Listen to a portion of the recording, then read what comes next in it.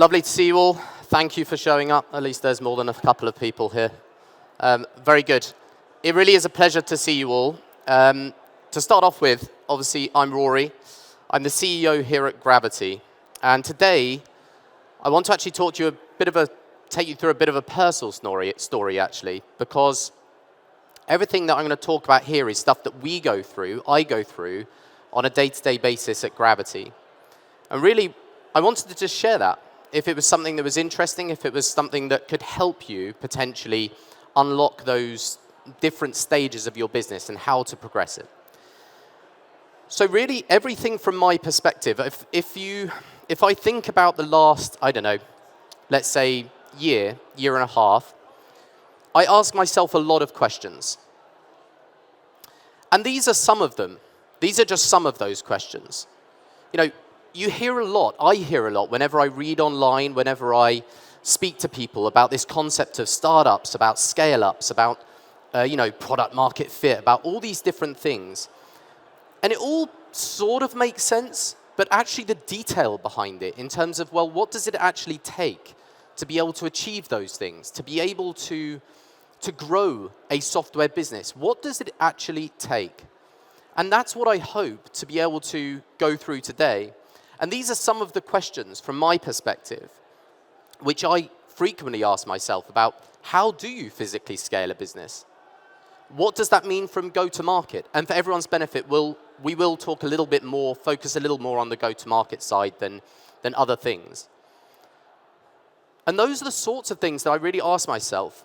But I want, putting the questions to one side, I want to at least put it in some context as to who I am, who Gravitee really is, to be able to understand, well, what are we experiencing at the moment, and what reality is this? So Gravitee, at this particular point in time, is $10 million in ARR. We're about, give or take 100, 110, 120 people at this particular point in time. And we've got approximately 160 large-scale enterprise companies using Gravitee across the world. So that's a very, very high-level snapshot about Gravitee.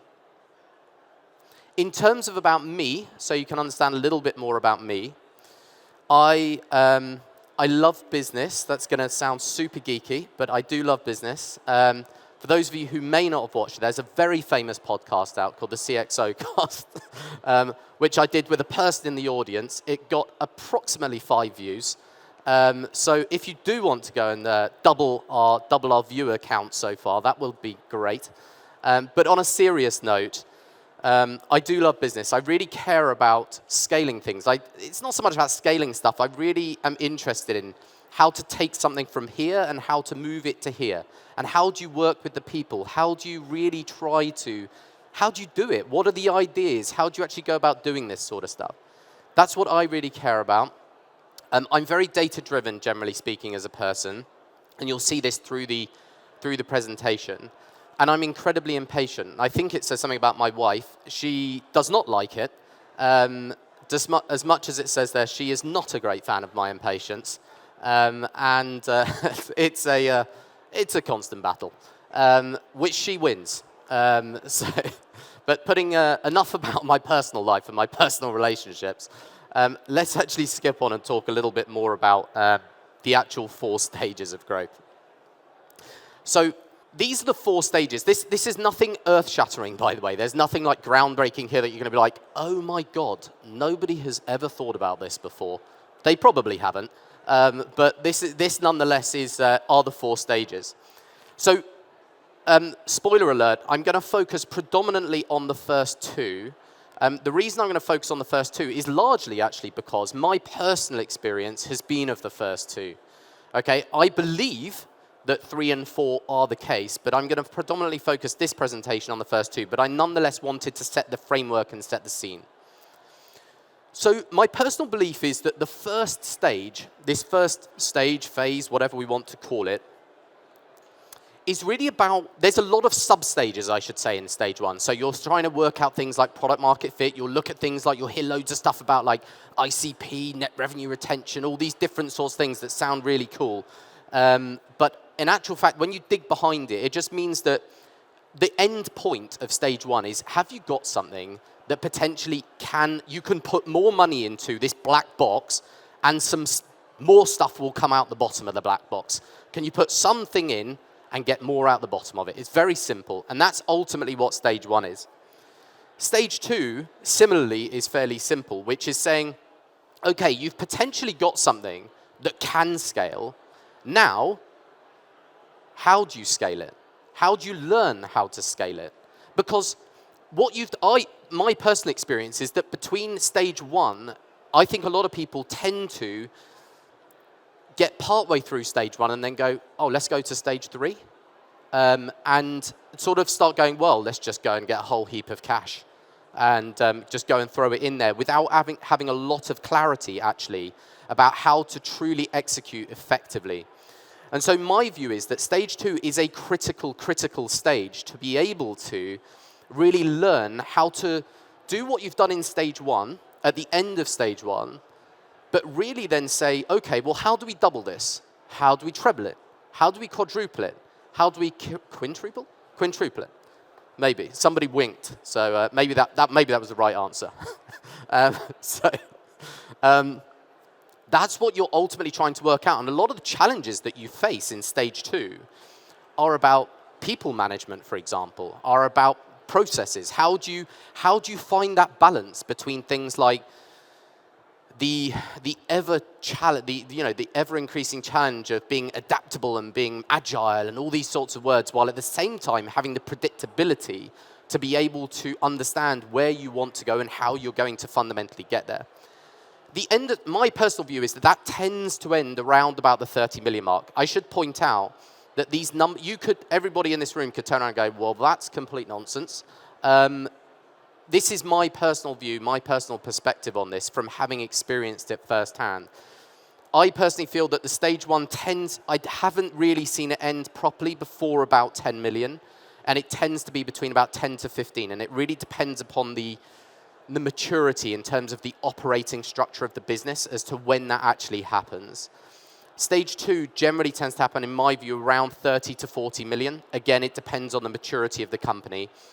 Stage three, fundamentally, is about saying, okay, you've got something here. The way I think about it is like vertical versus horizontal. So you've gone up and you said, okay, we've now got something that could potentially scale. Go and throw some money into this a bit harder and try and scale up as hard as you can, basically, in that 30 to 80 range. And this is typically, I see a lot of businesses talk about things like M&A activity and stuff like this in the stage two. I think you can do that sort of stuff in stage two, but actually my belief is that it tends to be more effective when you look at it closer to stage three, because you've really learned how to operate the business effectively. And stage four is that you learn everything that you've taken in that vertical scaling, let's say, and you now apply it horizontally. So maybe you look with one of your acquisitions to build an entirely different product line. Maybe you go and build an entirely different product line yourself, and you start to learn, like all the stuff that you've learned through this process, you start to apply horizontally. So I mentioned about go-to-market, and I do want to specifically touch on go-to-market in relation to this, and how, because all the stuff that I spoke about here, for example, right, it sort of makes sense. I'm sure a lot of people are going, yeah, well, again, there's nothing sort of earth-shattering about this. But from my perspective, what I was asking a lot of my questions about was, how does that scaling journey link to different go-to-market strategies, for example? How does it impact what you actually do on a day-to-day basis? And I think what's really interesting from my perspective is I sat down and thought about these 4 different go-to-market strategies. And in actual fact, there should be 5. And I think this is a little outdated, this slide. And the 5th would be a product-led sort of motion. But I think these are predominantly the go-to-market motions for a business again, this is very much focused on our space, so like B2B software, B2B SaaS, that sort of thing. So inbound PPC, so inbound paid, let's call it, inbound organic, partners, and outbound and product-led. Those are your 5, in my view, that are predominantly the things that you need to leverage. Now, my personal view, what I see a lot of the time, if we come back here, is that a lot of people, and by the way, I'm guilty of this as well. I did exactly the same thing. You're in stage one and you're like, okay, we've got one person who's going to go and do a bit of PLG. We're going to go and put 2 people over here. We're going to go and do this, and we're going to go and do that, and we're going to do like 50 million different things, and we're all going to do them at the same time, and they're all going to work. Doesn't tend to happen that way. And what I actually found coming through this was that one of the key goals and one of the key things coming out of this is I think to get to being a stage 4 company, I think you do have to have the majority of those 5, remember the product-led one on here, you have to have the majority of those that work. You have to have learned how to do, like, what works for you in terms of your ICP, in terms of who you target from a paid perspective, in terms of who you target to try and get organic. Have you built your brand sufficiently well? All these sorts of things. I think to become a $100 million business plus, you need to have done those things. But what was really interesting from my perspective, if we move on and we start talking specifically about stage 1, is I want to really characterize specifically what stage 1 is and is not. The first words on this particular slide are not super intuitive, frankly. What do I mean by the end of stage 1? Well, the end of stage 1 is cause and effect. That sounds, maybe that doesn't mean anything to anyone, but let me try and actually bring it to life with the example of Gravitee.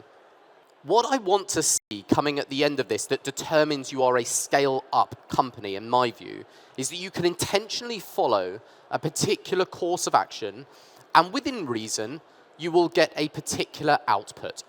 You will be able to get a certain, let's say, output. Let's just say that. Now, let's look at Gravitee to try and understand exactly what this means. Gravitee, let's say about a year ago, when we were about 7, 8 million or so, it was actually a bit before, so we were about 6 about a year ago, but anyway, give or take. We were doing well. We were growing well. We had great net revenue retention. So all of the stuff in the early parts of phase 1 or stage 1 that you need, I would say that we had, fundamentally. But the bit that was really eluding me, I would say, is the second to last bullet point. We had tried a lot of different go-to-market strategies, fundamentally. As an open, just for everyone's benefit, our background is as an open source company. And we had tried things like, open source to enterprise conversions, a bit like the sort of open core model that the likes of, your Confluence, people like that would pursue. We had tried outbounding a little bit. We had tried a number of different strategies that were completely logical, but I couldn't see the cause and effect. I couldn't see that if I put this thing, whatever this unit is, of money or people or whatever it is, I couldn't legitimately predict, to a good extent, what was going to come out of it, and therefore where you placed your money to be able to scale the business most effectively. That's what I could not see at this particular point in time. Until I noticed this.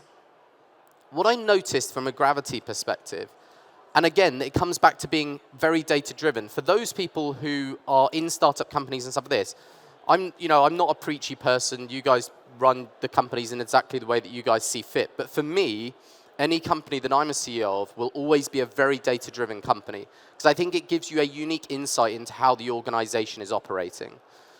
And this was a good example of that. So from a Gravitee perspective, we really started to learn that actually, over the course of I think it was about a year, I started to notice that for every $1 of pay-per-click money that we spend, we generated about $10 in pipeline. This is globally, by the way. It's quite interesting. In series 2 of this episode of this thing, we can talk about how that's geographically distributed. But anyway, this is a global representation of that. Now, this may not seem particularly seismic from your perspective, but I can tell you from my perspective, when I saw this, I was like, okay. So now, immediately from this one thing, everybody in this room knows that at the moment, what investors are looking for are things like, let's just call it efficient growth, right? You need to not just go all out gangbusters, sort of like, right, we're going to go and whack a load of cash into this. Doesn't matter, you burn multiples, etc. You need to keep an eye on that sort of stuff. And so with this one thing, what I noticed is that I had one strategy out of the 5 go-to-market strategies. Remember, this is paid, this is inbound paid. I had one of 5 that potentially could be the linchpin that said to me, okay, Rory, you can actually take this and scale this to the next stage. This is never going to get you to be a stage 4 company. Because again, my personal belief is that to be a stage 4 company, you have to have the majority of those 5 pillars, whatever we want to call them, covered. But what's interesting here is about the nexus between stage 1 and stage 2. And that's fundamentally important because suddenly you've got something that potentially can scale. That's very interesting. And so this one single metric, so let me go a little bit further into this. I know that for every $1 I spend will generate $10 in pipeline. Normal B2B software companies will probably have, for every bit of pipeline, if you're doing well, you might have 40% conversion to closed won. If you're doing badly, maybe it's 10%. Generally speaking, on average, an average, if you're going to forecast something, is around 30%, give or take. So let's take that. So let's say rather than investing $1, I invest $2. So suddenly, I've generated $20 of pipeline for the $2. Now, of course, you can scale that for yourselves, right? Whatever amount of money you put in. It's an interesting experiment that I asked my marketing team, though, to do, is to find the inflection point. Because it does not continue to scale linearly. It's not, so I specifically asked them to do this. We got a lot of charts internally that measure this sort of stuff. And what's interesting is we started to notice as we put the money up, we found our own inflection point that for everyone's benefit, I think was around about $400,000 per month, give or take. And this was really interesting because suddenly once you've got this, and let's say you invest those $2, you've generated the $20 of pipeline, and let's say that you've got the 1 to 3, the 30% conversion ratio, give or take, you've generated about $7 of closed won of new ARR, let's say at that particular point, from your $2 that's been invested. So if you're shooting for a 12-month CAC payback, suddenly you've got $5 to operate your team from, your go-to-market teams, right? Hopefully all that mathematics is sort of like followed, but it's super interesting stuff, guys. And if you want to learn more, then I'm happy to chat afterwards. But this was really, really insightful from my perspective that I found one thing. Now, I'm not preaching to people here to say, hey, you should follow this.